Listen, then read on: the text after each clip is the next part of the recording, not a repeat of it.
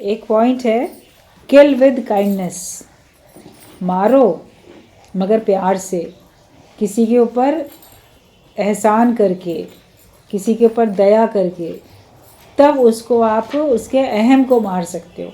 किसी व्यक्ति को मारपीट नहीं करनी है कि उसको जान से मार दिया या वैसे झगड़ा करके उसको बहुत हाथ पैर तोड़ दिए उसके, तो वैसे नहीं मारना पीटना है। लेकिन किसी को मारना ही है तो आप उसको प्रेम से मारो। एक संत था, बोलता था मारूंगा मारूंगा मारूंगा लेकिन प्यार से, प्रेम करके हम किसी के अहम को ख़त्म कर सकते हैं। एग्जाम्पल दृष्टांत के तौर पे बताया जाता है, कई बार आप लोगों ने सुना है। एक गांव में एक जमींदार था, वो बड़ा क्रोधी, बड़ा अहंकारी, बहुत ईर्ष्यालु, बड़ा कठोर, दया ममता नाम की चीज़ नहीं थी उसमें, अपने को बहुत श्रेष्ठ समझना और सभी गांव वाले लोगों को, सबको बड़ी नीची निगाह से देखना, हे दृष्टि से कि बड़े नीचे हैं मेरे से।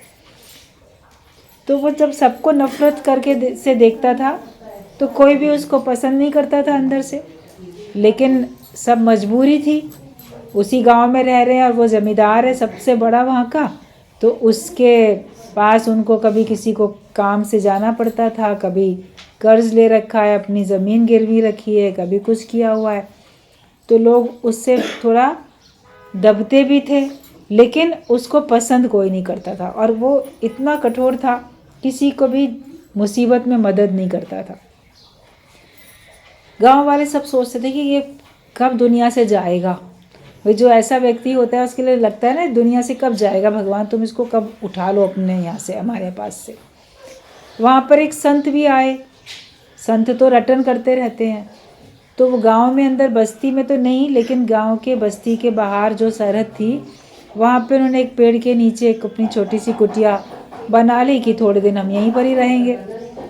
तो सब उस गांव वाले जितने थे संत के पास जाते थे, सत्संग सुनते थे, और फिर गुरु से तो अपने मन की बात कह सकते हैं ना। तो गुरु से, संत से वो लोग कहते थे हमको और तो कुछ नहीं है, लेकिन हमको ये जमींदार से बड़ी नफ़रत है, और किसी से कोई नफ़रत नहीं है, हमारा दिल चाहता है इसको जान से मार डालें। ये कभी लोगों के संग इतना बुरा बर्ताव करता है, किसी के दिल को दिल नहीं समझता, दिल करता है कि हम मिलके कभी चुपचाप इसको सब लोग मिलके इसे जान से मार दें। संत से अपने मन की बात गांव के लोग करते थे, और तो किसी से कह नहीं सकते थे। तो संत उन लोगों से कहता था कि तुम परवाह नहीं करो, देखना एक दिन मैं उसे मार दूंगा। तो लोग सोचते थे कि ये संत है, ये तो एक पशु पक्षी किसी चींटी तक को नहीं मारता, ये जमींदार को कैसे मारेगा। कहता नहीं, तुम देख लेना, एक दिन मैं उस जमींदार को ना मार डालूंगा, मैं ख़त्म कर दूंगा उसको। लेकिन तुम लोग जो हो ज्ञान पक्का करो, तुम लोग प्रेम में रहो, तुम ये नफ़रत की अंदर से जो भावना है उसको निकाल दो। तो संत की बात सुन के वो लोग शांत होके बैठ जाते थे। ठीक बात है, सोचते थे आखिरकार ये संत होके कैसे मारेगा मुझे, तुम देखना एक दिन मैं उसको मार दूंगा। अब कुछ समय के बाद में, जैसे गांव से बाहर कस्बा होता है, शहर होता है दूर, तो वहाँ पे भी अपना यहाँ का खेती से अनाज है, सब्जियाँ हैं, सब लेके वहाँ जानी पड़ती हैं, वहाँ से बेच के लौटते हैं, बाज़ार लगती है उसमें जाते हैं। तो एक बार सब लोग, गांव के लोग भी सब लोग अपना अपना कुछ लेकर, बाज़ार लगी थी जिस दिन, तो वहाँ गए दूर। जमींदार भी गया था, उसकी अपनी बैलगाड़ी अपनी थी, और खुद ही उसको अकेले चला के गया। अब गया अकेले चला के कि मैं अकेले ही जाऊंगा, अपना जो भी सामान उसको भी खरीदना था। अब वापस जब लौटने लगे तो रास्ते में तो थोड़ा जंगल पड़ता था, उनके गांव से दूसरे शहर तक जाने में बारिश होने लगी और कच्चा रास्ता, वो सब जैसे कीचड़ कीचड़ होने लगा, सब मिट्टी, अंधेरा होने लगा, शाम हो गई, बारिश होने लगी। तो इस जमींदार की गाड़ी का पहिया जो था उसमें मिट्टी में फंस गया। अब निकले ना, काफ़ी ज़ोर लगाए, चलो बैल जो है वो निकाल लेगा, बैलगाड़ी से बैल आगे बढ़े, मगर वो इतना गहरा फंस गया, नहीं निकल रहा था। अब उस समय क्या करे, मदद के लिए सारे गांव वाले सब पैदल पैदल कोई साइकिल में, कोई पैदल जा रहा था, मगर किसी ने उसकी तरफ देखा ही नहीं, जल्दी जल्दी सब निकलते चले गए। तो उसको लगा कि अब मैं किस मुंह से इन लोगों से मदद मांगूं। जब ये लोग मुसीबत में पड़ते थे और मेरे पास मदद के लिए गुहार लगाते थे, आते थे कि मेरी आप समय पर मदद कर दो, तो मैंने इनकी किसी भी प्रकार से मदद नहीं की, और बल्कि उल्टा अंदर अंदर बड़ा खुश हुआ कि अच्छा है ये लोग मुसीबत में पड़े हैं। तो अब कैसे कहे कि मैं मुसीबत में हूँ तो मेरे गाड़ी का पहिया निकाल दो। किसी ने उसकी तरफ देखा भी नहीं, ना कोई मदद के लिए आया, सब चले गए। अब संत भी गया था उधर, संत की तो निगाह रहती थी उस जमींदार के ऊपर भी। तो संत वहाँ दूर से बैठा अपनी उधर कुटिया में देख रहा था, क्योंकि उधर ही रास्ते में वहीं उसकी गाड़ी फंसी थी। तब चारों तरफ देखे क्या करे, तो संत खुद उठ के आया। उसने जमींदार से बड़े प्यार से बात की और कहा आपकी गाड़ी का पहिया फंस गया, लाइए मैं मदद करता हूँ, थोड़ा तुम भी उठाओ और मैं मदद करता हूँ। तो उसने कहा कि अरे आप तो संत हैं, आपसे कैसे मैं सेवा ले सकता हूँ। और उसको उस समय लगा देखो ये संत होके मेरी मदद करने के लिए आया है और ये पहिया निकालने के लिए मदद कर रहा है। इस तरह की मदद भी क्या कोई संत, कोई गुरु करता है क्या? तो वो बड़ा अंदर अंदर एहसानमंद हुआ उसका उस समय पे, मुसीबत में जब संत ने उसकी मदद की और उसने खुद ने भी उसकी सहायता की। तो दोनों ने मिलके गाड़ी का जो पहिया था उसको गड्ढे में जो फंस गया था कीचड़ में, उसको निकाल लिया। और फिर उसने संत ने बड़े उससे प्यार से बात की। संतों के तो 2 वचन भी होते हैं ना, वो हृदय को परिवर्तित करने के लिए काफ़ी होते हैं। उनका संकल्प इतना ज़बरदस्त होता है हर एक के लिए, तो जिसके ऊपर भी वो ऐसे अपनी कृपा की दृष्टि डाल दें तो उसका तो अंतःकरण एकदम शुद्ध हो जाता है, मलिनता चली जाती है, मन की मैल धुल जाती है। तो उस दिन संत के अच्छे व्यवहार से उस जमींदार का भी हृदय परिवर्तित हो गया। घर में आया, सोच विचार में पड़ गया, कितना अच्छा संत था, कितनी अच्छी बातें बोली, कैसे मेरी मदद की मुसीबत में। आज अगर वो नहीं मदद करते तो पता नहीं कोई रात में कोई चोर डाकू आके मेरा माल लूट लेता, जो मैं इतना खरीद के सब लाया था, मेरे पास इतना सामान था, और वरना ये नुकसान भी हो जाता सारा। उन्होंने मेरी कितनी मदद की, हर प्रकार से मदद की, मैं तो उनका हमेशा के लिए एहसानमंद हो गया। तो गांव वालों ने देखा उस दिन के बाद से वो जो जमींदार था उसके व्यवहार में परिवर्तन आ गया। फिर वो जब निकलता था अपने खेतों की तरफ जाए, अपने नौकरों से काम ले, सब करे, तो उनसे थोड़ा नम्रता से पेश आने लगा। उसकी वाणी में थोड़ी मिठास आ गई और वो नम्रता से बात करने लगा, प्रेम से बात करने लगा, थोड़ा मुस्कुराने लगा, हर एक को देख के थोड़ा सा खुश होकर बात करने लगा कि ये लोग मेरा कितना काम कर रहे हैं, मदद कर रहे हैं मेरी। अगर ये लोग भी काम नहीं करें तो कोई अकेला क्या खेतों में अकेला काम कर सकता है क्या? संत के पास भी वो जैसे सोचने लगा कि मैं जाऊं। जब लोगों ने उसके व्यवहार में परिवर्तन देखा तो आके संत से कहा कि संत जी अब तो वो जमींदार बड़ा बदल गया, अब तो वो हम लोगों को देख के बड़े प्यार से देखता है, अच्छे से बात करता है, जब कुछ पूछो तो अच्छे से जवाब देता है। वो तो पहले वाला जमींदार जैसे लगता है अब रहा ही नहीं, उसके व्यवहार में बड़ा परिवर्तन आ गया। तो संत ने कहा कि मैंने कहा था ना कि एक दिन मैं उसको मार दूंगा, तो अब वो जो पहले वाला जमींदार था वो तो अब समझो मर चुका है, अब उसकी जगह पे एक नया है। उस जो उसका पहले वाला बुरा स्वभाव था, खराब उसका व्यवहार था, वो सारा का सारा तो गुम हो गया, ख़त्म हो गया। अब वो जैसे नया बन गया है। तो तुम लोग को भी महसूस हो रहा है कि अब वो नया हो गया, पहले वाला नहीं रहा।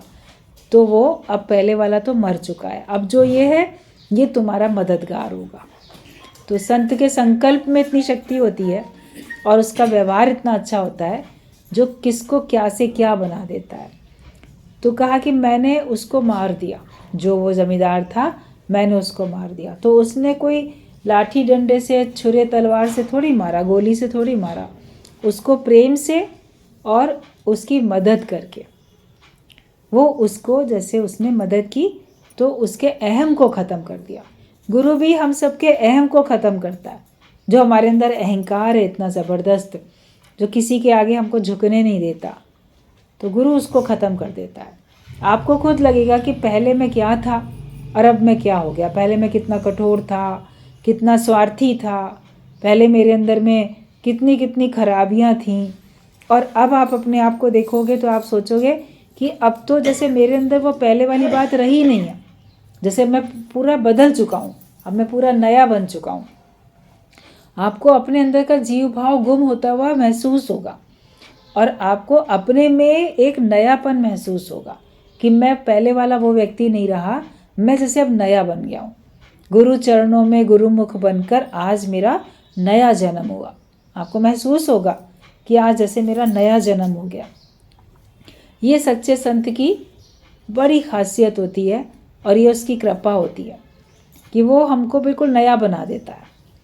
हम पहले वाले रहते ही नहीं हैं, तो जो पहले वाला था हमारे अंदर जीव भाव, अब जब वो ही नहीं रहा तो उसका क्या कर्म, क्या उसका फल, क्या उसका भाग्य, वो कुछ भी नहीं रहा।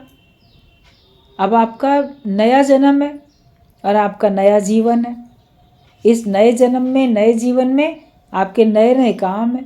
पहले सकामी कर्म में फंसे हुए थे, अब आप निष्कामी हो जाते हो, अब आप प्रेम से रहते हो, अब ज्ञान का कार्य करते हो। तो कितना हमारे अंदर में परिवर्तन आ जाता है गुरु की कृपा से और हमारे ज्ञान को अपने व्यवहार में उतार लेने से। गुरु की कृपा के साथ हमने जब उसको सहयोग किया, अपने ऊपर अपनी कृपा की, अपनी मैं को हमने ख़त्म किया। जैसे भी बात चली ना कि पहले हम उसके लायक बन जाएं और उसके जैसे बन जाएं। संत करे आप समान, वो आप समान करता है, लेकिन हम आप समान हो जाएं। कल भी बात चल रही थी कि पारस लोहे को कंचन कर देता है, लेकिन लोहा अगर अपने ऊपर कोई कवर पॉलीथीन कोई लगा के होगा तो वो नहीं होगा ना, सोने नहीं बनेगा। तो हम भी इस अहमता के कवर को हटा दें, मैं को गुम कर दें, तो फिर हम खरा सोना बन जाते हैं। हमारे अंदर के सारे खोट खत्म हो जाते हैं और हम कीमती बन जाते हैं। तो किसी को भी अगर आप बदला लेना चाहते हो किसी से, ये मेरा बहुत कट्टर शत्रु है, मैंने इससे बदला लेना चाहता हूँ, तो बदला लेने के लिए आपको फिर भी प्रेम ही करना पड़ेगा। आप अगर नम्रता में हो, प्रेम में हो, तो आप देखो कि उसका हृदय आपके प्रति परिवर्तित अवश्य होगा। इसमें कोई शक नहीं है, कोई दो राय नहीं है इसमें। अगर आप अपने भाव अच्छे रखोगे तो अगले के भाव भी अवश्य ही परिवर्तित होंगे और किसी को एहसान करके आप उसको, उसके अहम को ख़त्म कर सकते हो। ते मारना है गर तुझे तो मार दे एहसान से। और कोई तलवार से, तीर से, किसी चीज़ से मारेगा, लेकिन सर उठा सकता नहीं मारा हुआ एहसान से। अगर आपने किसी की बहुत मदद की है, किसी को बहुत प्रेम किया है, उसकी बड़ी समय पे मदद की है, तो फिर वो आपके आगे कैसे अहंकार करेगा। शत्रु भी होगा तो भी कैसे अहंकार करेगा। एक बार कोई ऐसे चल रही थी टीवी में कोई सीरियल पिक्चर, कुछ थोड़ा सा एक सीन था उसका, पूरा तो हम कभी ऐसे देखते ही नहीं हैं। तो एक सीन ऐसे देखने में आया कि एक व्यक्ति जो है, एक ग्रुप गैंग है पूरा, वो दूसरे को अपना शत्रु समझ रहा है, लेकिन वो जो है वो भी उन्हीं का संगी साथी, लेकिन वो फिर भी उनके अंदर की खराबी को ख़त्म करना चाहता है। तो रास्ते में दूसरे पक्ष के किसी लोगों ने जैसे धरती के अंदर बम वगैरह छिपा दिए होते हैं और ऊपर से ढक देते हैं, पता नहीं चलता है, उसको पता चल जाता है। और जबकि वो जो लोग आ रहे थे वो इसी को जान से मारने के लिए आ रहे थे, और इधर पुलिस भी आ जाती है। तो वो आवाज़ दे के ज़ोर से बोलता है कि रुक जाओ, आगे नहीं बढ़ो, यहाँ पे नीचे बम लगे हुए हैं। तो वो कहते हैं मनी मन, और आपस में कहते हैं अरे आगे बढ़ो, ये हमको बहला रहा है, ऐसे झूठ बोल रहा है, क्योंकि उनको विश्वास ही नहीं होता है कि ये तो हमारा शत्रु है, तो ये क्यों हमको ऐसे बोलेगा, सच क्यों बोलेगा, हमारी जान क्यों बचाना चाहेगा। तो पुलिस वाला भी जो था वो भी कहता है उसको कि तुम क्यों उसको रोक रहे हो उनको, वो तो आतंकवादी हैं और उनको तो हमें ख़त्म करना है। तो आएंगे, आगे बढ़ेंगे, वो खुद ही बम फटेंगे और वो मर जाएंगे, हमारा काम आसान हो जाएगा। तो तुम्हारे भी तो वो शत्रु हैं, तो तुम उनको क्यों आवाज़ दे के बचा रहे हो। तो उसने बड़ी अच्छी बात बोली उस पुलिस ऑफिसर को। उसने कहा कि सर, आप जो हो आतंकवादियों को ख़त्म करना चाह रहे हो और मैं इनमें आतंक देख रहा हूँ, मैं आतंक को ख़त्म करना चाहता हूँ। भाई, आप उन व्यक्तियों को ख़त्म करना चाहते हो और मैं उन व्यक्तियों के अंदर में जो खराबी है मैं उसको ख़त्म करना चाहता हूँ। तो इसलिए अगर वो ऐसे, उन्हें पता भी नहीं है आ रहे हैं तो बेमौत ऐसे ही मरेंगे, तो वो आवाज़ देने पर भी जब वो नहीं रुकते हैं वो लोग, तो ये खुद एकदम से आगे बढ़ के जंप दे के वहीं पे एकदम कूद जाता है और इसके जाने से बम फटता है और ये उछल के बड़ी दूर, हीरो जो होता है वो गिरता है जाके। तब उन लोग को समझ में आता है कि अरे सच बोल रहा था ये। अब फिल्में होती हैं तो उसमें कभी हैप्पी एंडिंग होती है, कभी एंड ख़राब भी होता है। तो मगर उसमें हैप्पी एंडिंग थी कि वो उसके बावजूद भी वो उसको, जैसे उसके प्राण नहीं गए, वो बच गया, घायल हुआ लेकिन वो बच गया।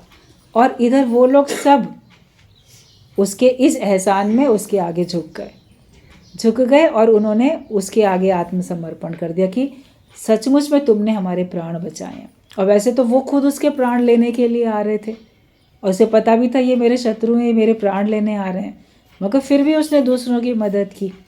तो उनके अंदर का जो था, जो आतंकवादी बने थे, जो उनके अंदर में जो खराबियां थीं वो ख़त्म हो जाती। कहते हैं आज से अब जैसे तुम कहोगे वैसे ही हम लोग करेंगे, हमने वाकई में तुम्हारे एहसानमंद हो गए हमेशा के लिए। तो शत्रु के साथ भी उसने अच्छा व्यवहार किया। अब फिल्मों में भी ऐसा दिखा देते हैं कि शत्रु के साथ भी अच्छा व्यवहार किया।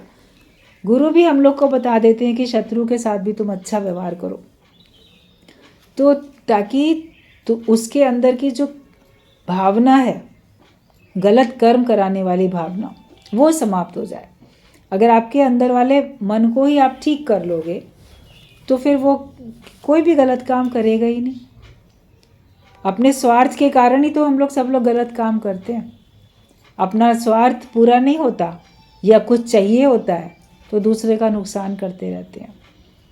जो संत होते हैं, जो ज्ञानी होते हैं, वो किसी से चाहते कुछ भी नहीं है, लेकिन फिर भी वो सबका भला करते जाते हैं, सबकी मदद करते चले जाते हैं।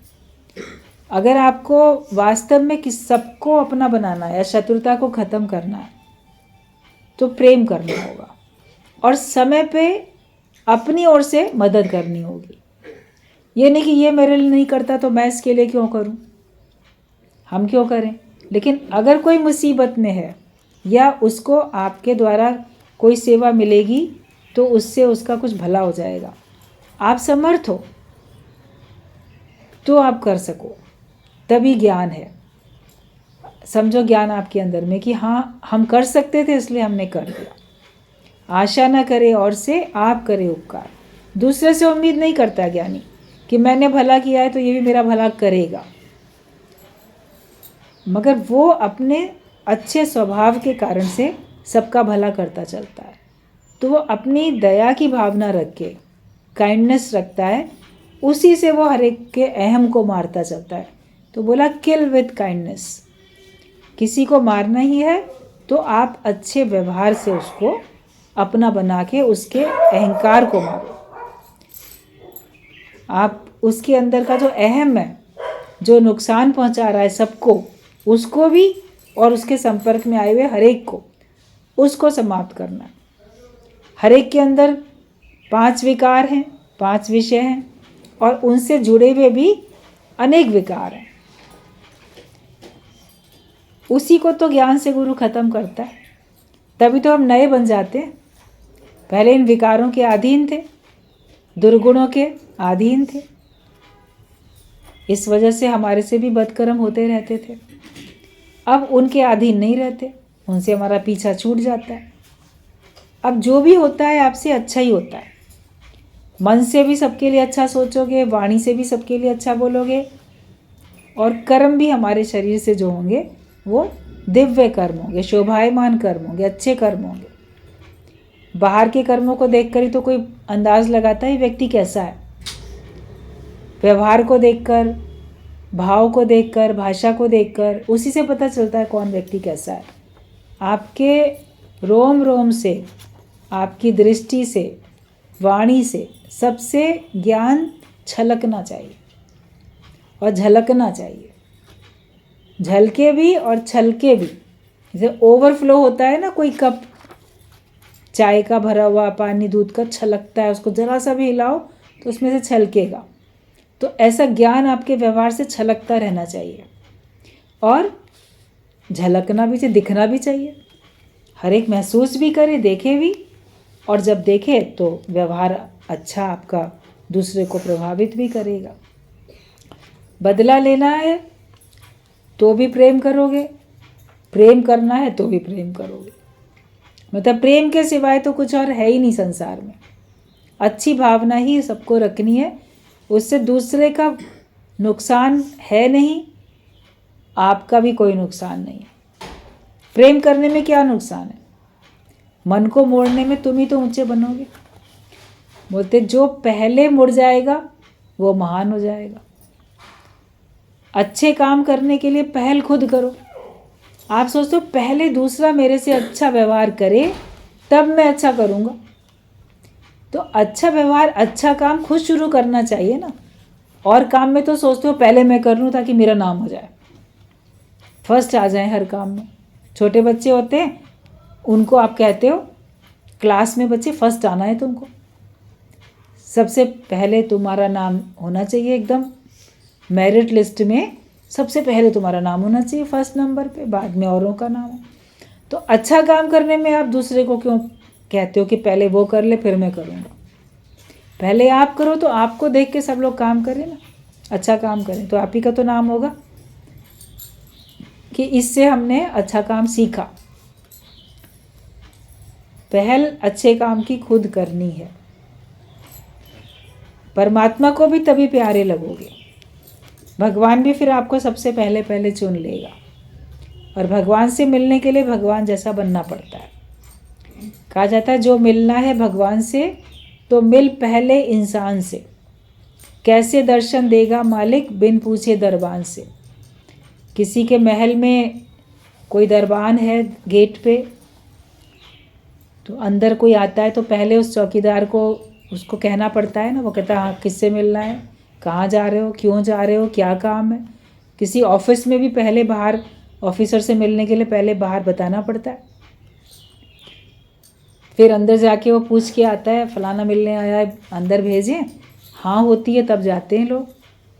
राजा से मिलना हो, ऑफिसर से मिलना हो, किसी के घर में भी अगर मान लो जाना है और अगर गेट पे है कोई तो फिर पूछ कर जाते हैं। अभी तो बड़ी बड़ी मल्टी स्टोरी बिल्डिंग्स बनी रहती हैं रहने की भी, उसमें भी आप देखो बाहर सब होते हैं, गार्ड वगैरह होते हैं, सब सिक्योरिटी गार्ड सब होते हैं। वो पहले पूछेंगे अंदर जा रहे हो बिल्डिंग में किसके, कौन से माले पे, कौन सी मंजिल पे, किसके नंबर में, किसके घर में। फिर वो अंदर से नीचे से फ़ोन करके उनको कहेगा फलाना व्यक्ति आपसे मिलने आना चाह रहा है, तो बोलेंगे हाँ भेजो, तब भेजेंगे। वरना कोई भी चला जाए चोरी करके आ जाए तो क्या होगा। सिक्योरिटी के लिए रखना पड़ता है ना। तो हम भगवान से मिलना चाहते हैं, तो भगवान से मिलने से पहले हमें जो हमारे इर्द गिर्द चारों तरफ इंसान हैं उनसे तो मेल मिलाप हो, उनसे तो मिल के रहो। उनसे विरोध करके क्यों रहते हो? अगर उनसे मेल करके नहीं रहोगे तो भगवान से कैसे मेल हो सकता है हमारा? तो हमें हर एक के साथ अपनापन रखना है, सबके साथ हमको मेल मिलाप रखना है, हर एक से प्यार से मिलो। पहले भजन इस प्रकार के बड़े गाए जाते थे, ना जाने किस वेश में नारायण मिल जाए, ये पता नहीं कौन से वेश में भगवान मिल जाए। तो सभी के साथ अच्छा व्यवहार करो, सभी को मान सम्मान दो, सभी की इज्जत करो।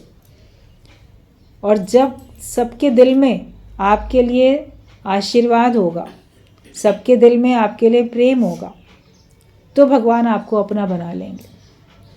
संत को भगवान ने कहा कि इसको मेरे से मिला के एक कर दो, इसने ना सत्कर्म किए ना बदकर्म किए, इसलिए ना ये स्वर्ग में जाएगा ना नरक में, ये मेरे से मिलके एक हो जाएगा। तो धर्मराज के लोगों ने सब पूछा आखिरकार इसने किया क्या? लोग सत्कर्म भी करते हैं, बदकर्म भी करते हैं, इसने दुनिया में रह के किया क्या? बोले इसी से पूछो। मृत्यु के बाद आया है सामने, इसका हिसाब किताब हम देख रहे हैं। उसने कहा मैंने तो कुछ भी नहीं किया, मैंने भगवान के बनाए हुए बंदों से सिर्फ प्रेम किया। जिन्हें प्रेम कियो तिन्हीं ही प्रभु पायो। तो भगवान भी तो पूछता है ना अपने बंदों से, इसने क्या किया तुम्हारे साथ, कैसा व्यवहार किया? और सबके दिल से ये आवाज़ निकलती है ये तो बहुत अच्छा है, इसने हम सबके साथ बड़ा प्रेम किया। कहते ऐसे की तो मुझे ही ज़रूरत है। तो भगवान उसको अपना बना लेता है। हम भगवान से मिलना चाहते हैं तो हमको भगवान का रूप होना पड़ेगा। पानी में मिलने के लिए पानी का रूप बनना पड़ेगा। और अगर हमारा रूप दूसरा दिख भी रहा है तो भी तत्व से हम ऐसे बन जाएं कि उसमें जाएं तो घुल जाएं। बर्फ़ है, उसके टुकड़े आप पानी में डाल देते हो, थोड़ी देर अलग दिखते भी हैं मगर हैं तो पानी के ही ना वो बने हुए बर्फ़ के टुकड़े, वो आखिर तो उसमें घुल जाते हैं। नमक के अंदर में भी ये होती है क्षमता कि वो पानी में अपने को घुला देता है, घुल जाती है पानी में। नमक की डली घुल जाती है, चीनी भी देखो पानी में आप घुल जाती है। तो बाहर से अलग देखने में आता भी है कोई, मगर उसके अंदर तो क्षमता होती है ना उसमें घुलने की। तो बाहर से हम अलग से जीव दिख भी रहे हैं। अब कोई तो सफ़ेद पत्थर का भी छोटा टुकड़ा है और कोई सफ़ेद चीनी का, मिश्री का या नमक का भी टुकड़ा है। बाहर से देखने में तो एक से दिख रहे हैं मगर उनमें क्षमता है घुल जाने की और पत्थर के टुकड़े में क्षमता नहीं है घुलने की, वो नहीं घुलता है। तो कुछ लोग ऐसे होते हैं सात्विक प्रवृत्ति के जो लोग होते हैं, ज्ञानवान जो होते हैं, तो उनमें क्षमता होती है, वो अपने मन को मोड़ पाते हैं, वो घुल जाते हैं, भगवान के जैसे बन जाते हैं। गुरु हमको वैसा बना रहा है। पहले पत्थर की तरह थे। अज्ञानी लोग अभी भी जो सात्विक प्रवृत्ति के नहीं हैं तो वो अपना अस्तित्व कुछ बनाए रखते हैं। बाहर से देखने में एक से नज़ारा है, ये भी इंसान है वो भी इंसान है, लेकिन कोई कोई परमात्मा का रूप बनता है, कोई नहीं बनता है। अपने अंदर में ये भाव रखो कि मुझे ईश्वर जैसा होना है, भगवान के जैसा मुझको बनना है और उसके लिए मुझे प्रयास करना है। अपनी तुलना केवल ईश्वर से करो और किसी से भी नहीं। इससे करेंगे उससे करेंगे तो कभी डिप्रेशन में आएंगे, कभी कमज़ोरी महसूस होगी या कभी अहंकार भी होगा। देखो वो नहीं है, मैं इतना अच्छा हूँ, या देखो वो इतना अच्छा है, मैं नहीं हूँ। तो इंसानों से तुलना करने की आवश्यकता नहीं है, भगवान से करो। भगवान का ही आदर्श अपनाने के योग्य है। संतों का आदर्श अपनाओ, भक्तों का आदर्श अपनाओ, ब्रह्मज्ञानियों का आदर्श अपनाओ, वही अपनाने के योग्य है। और उसके जैसे व्यवहार करते जाओ, उसके जैसे भाव रखते जाओ, उसके जैसी अपनी स्थिति बनाते जाओ, आत्मिक स्थिति बनाते जाओ, निष्ठा वैसी करते जाओ, तो फिर आप उसका रूप बनते चले जाओगे। चाहे बाहर से देखने में आप साधारण व्यक्ति दिखोगे, जो आपका नाम है, जो आपका रूप है वही दिखाई देगा, मगर भीतर से आप भगवान से मिलके एक हो चुके होगे। और निमित्त मात्र ये शरीर चोला 5 तत्वों का एक दिन छूट जाएगा और आप फिर पूरी तरह से उसी ब्रह्म में लीन हो जाओगे। लेकिन पहले जीते जी ब्रह्माकार वृत्ति में रहना पड़ेगा ना, तब तो ब्रह्मलीन होगे, वरना तो मन 10 दिशाओं में घूमता है। मनवा तो दे दिस फिरे, ये तो सिमरन नहीं। शांत में बैठ के कभी चेक करोगे तो अपने मन की स्थिति का पता चलेगा। खाली बैठा रहता हूँ तो मन कहाँ कहाँ जाता रहता है। क्यों जा रहा है? क्योंकि वहाँ से कुछ चाहिए, जहाँ से कुछ चाहिए नहीं वहाँ जाएगा नहीं। या जो सुनते रहते हैं, जो देखते रहते हैं, उसमें मन जाता है। गुरुजी कहते थे कि दृश्य से और शब्द से ऊपर उठ जाओ। आंखें जो भी दृश्य देखती हैं, कान जो भी शब्द सुनते हैं, दोनों से ऊपर उठ जाओ। क्योंकि हम संसार में रहते हैं, हम बहुत कुछ देखते रहते हैं। लोगों को देखते हैं, सड़क पे देखो, मार्केट में देखो भीड़ कितनी है, या किसी को भी आप देखते हो, टीवी के सामने बैठ के सारा संसार देखते हो, और शब्द कितने सारे कानों में पड़ते रहते हैं। कहीं जाओगे तो कोई अच्छा बोलेगा, कोई बुरा बोलेगा। आप कहीं खड़े हो, कोई रास्ते से निकल के जा रहा है, आप शब्द बोलते हुए जा रहा है, आपको नहीं बोल रहा, किसी और को बोल रहा है। कोई गाली दे रहा है, कोई गंदे शब्द बोल रहा है, कानों में तो पड़ ही रहे हैं। कोई अच्छे भी बोलता हुआ जा रहा है, कोई हंसते हुए भी जा रहे हैं, कोई लड़ाई करते हुए भी जा रहे हैं। ये सब कानों में शब्द पड़ते रहते हैं। फिर वो दिमाग में गूंजते हैं, फलाने ने ऐसा किया, फलाने ने ऐसा कहा। आपके संग नहीं किया, आपको नहीं कहा, किसी और के संग किया, किसी और को कहा, मगर आपने देखा तो, आपने सुना तो, उसका भी तो प्रभाव पड़ता है। आपके संग जो कोई करता है उसका तो पड़ता ही है, औरों के संग जो कुछ हो रहा है उसका प्रभाव भी तो पड़ता है, क्योंकि हम उसको देख रहे हैं और हम उसको सुन रहे हैं। मगर दोनों से ऊपर उठ जाओ, शब्द भी और दृश्य भी सब मिथ्या जान लो, अशब्दी ब्रह्म पद में आ जाओ। सब दृश्य मिथ्या है, साकार से उठ के निराकार में आ जाओ। फिर आप देखोगे आपका मन कहीं भी नहीं जाता है। आपको जिस कार्य के लिए भगवान ने भेजा है वही कार्य करो। वो तो गुरु ने समझा दिया, किसको किस काम के लिए भेजा गया है वो तो हर एक को पता चल ही गया है। तो फिर वही कार्य हम करें। नहीं समझ में आता है तो फिर बार बार किसी न किसी रूप में कोई समझाता ही है।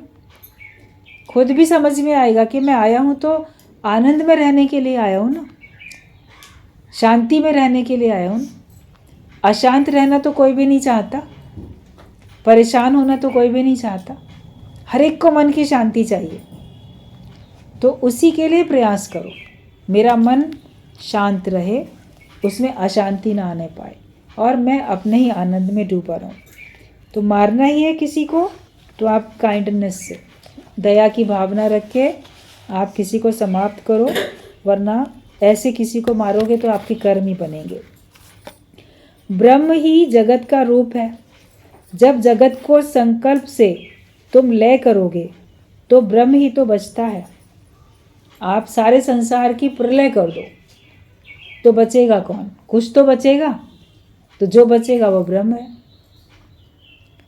आप हवन सामग्री लेके, लकड़ियाँ लेके हवन करते हो, यज्ञ करते हो, सब स्वाहा स्वाहा सब जल जाता है, सब नष्ट हो गया। फिर भी कुछ तो बचा, राख बची ना।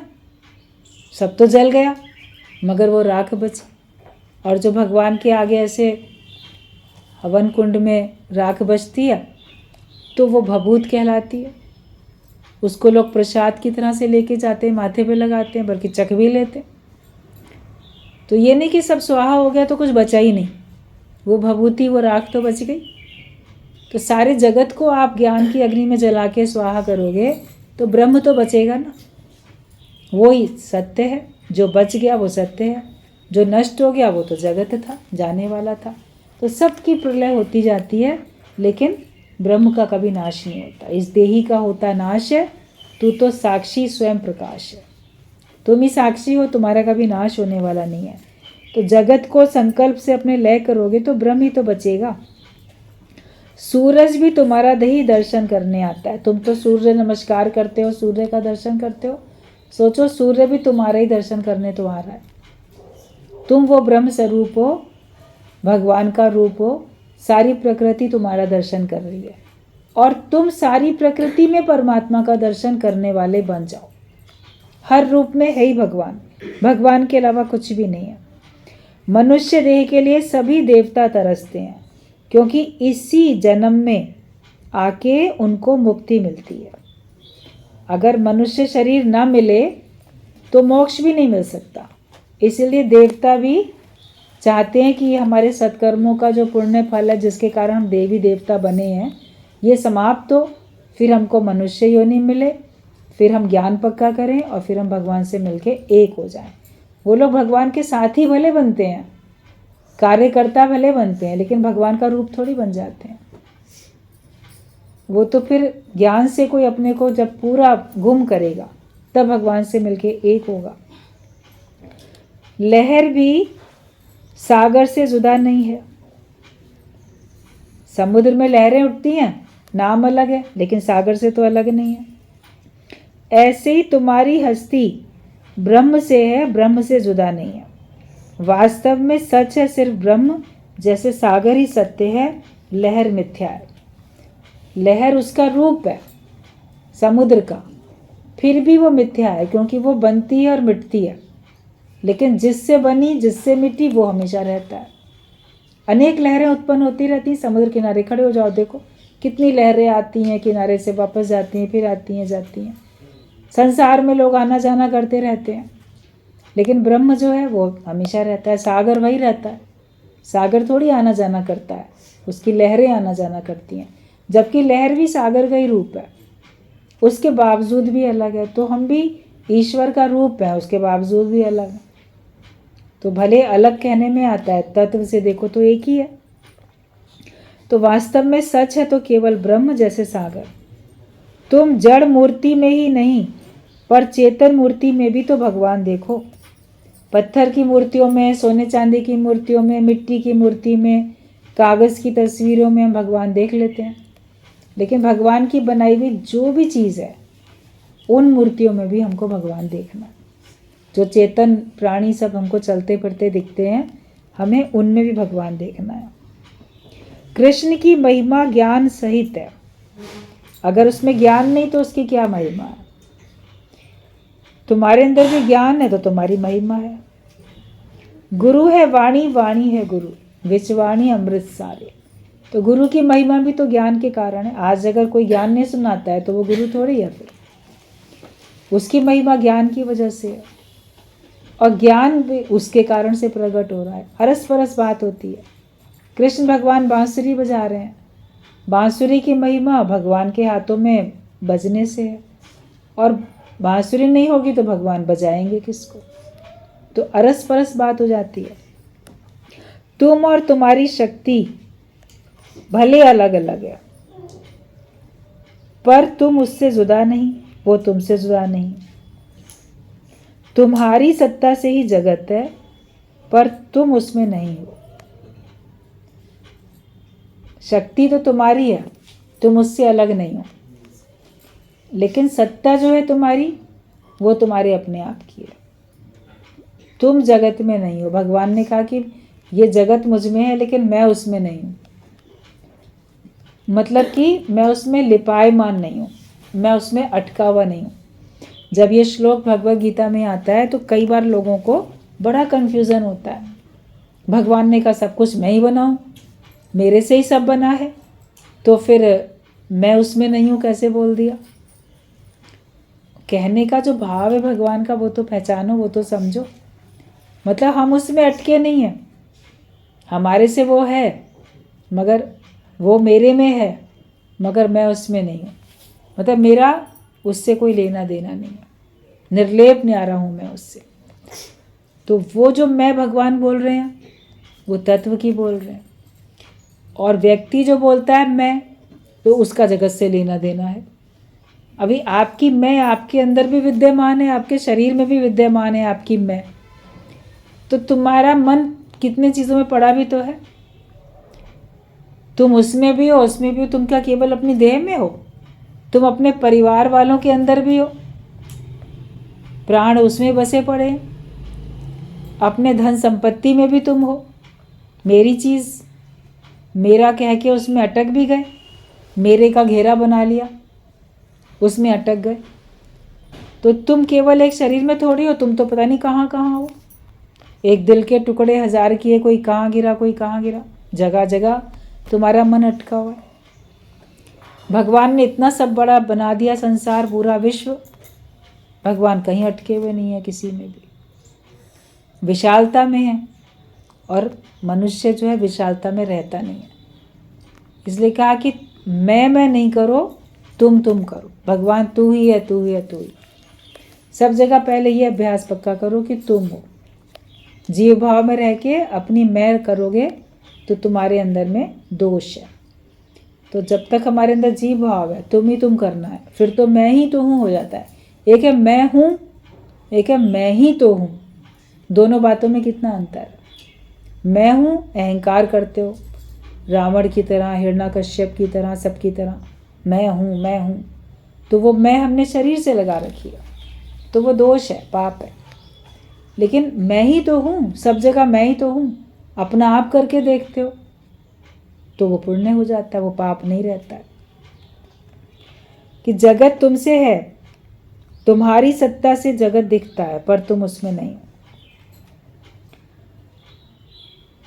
एक है सिन, SIN, सिन, सिन मतलब पाप, और एक है सन, SUN, सन, सन मतलब सूर्य होता है ना, इंग्लिश में लिखते हैं सिन और सन, 3 स्पेलिंग उसमें भी है SIN और 3 इसमें भी है SUN। आई लगा दी, मैं लगा दी तो क्या हो गया, पाप हो गया। सिन का मतलब पाप होता है, तो आई करोगे तो पाप होगा, मैं करेंगे तो ये पाप करेंगे। लेकिन अगर उसमें आई को हटा के यू लगा देंगे, यू कहोगे तो रोशनी में रहोगे, तुम ज्ञान की रोशनी में रहोगे। तो मैं नहीं करनी है, भगवान तुम हो। यू मतलब तुम, आई मतलब मैं, तो जहाँ मैं की तो सिन हो गया, और जहाँ हमने यू तुम ही सब हो, तुम ही हो, तो हमारे लिए रोशनी रोशनी है। फिर अज्ञान का अंधेरा हमारे अंदर नहीं रहता है, हम सूर्यवत हो जाते हैं, सूर्य का, ज्ञान का, प्रकाश का स्वरूप हो जाते हैं। तो कभी भी मैं नहीं करो, आई नहीं करो, हमेशा अगर कहना ही है तो कहो भगवान तुम ही हो। तुम कहते यू कहोगे तो तुम रोशनी में ही रहोगे। तो दृष्टिकोण अपना बदल लो, मैं के बदले तुम कहना सीख जाओ, भगवान तुम ही हो, तुम ही हो, तुम ही हो, सब जगह तुम हो, अपनी मैं हमारी गुम होती जाए। ठीक है, तो पाप नहीं करना है, मैं बोल के, यू बोल के हमको रोशनी में रहना है, सिन नहीं सन होके रहना है।